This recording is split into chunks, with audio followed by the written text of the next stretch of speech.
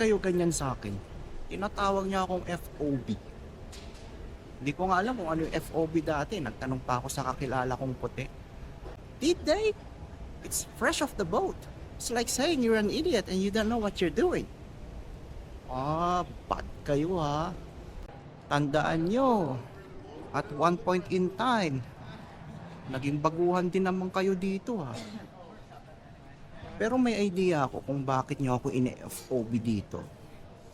Siguro nung baguhan kayo, natawag din kayo nung ganyan, no? Umaagan kayo sa akin, no?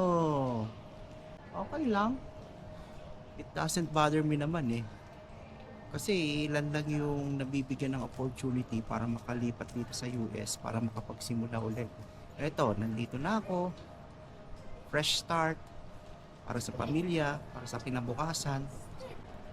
At para sa ekonomiya ng ating bansa. Yay! Mabuhay ang mga Pilipino!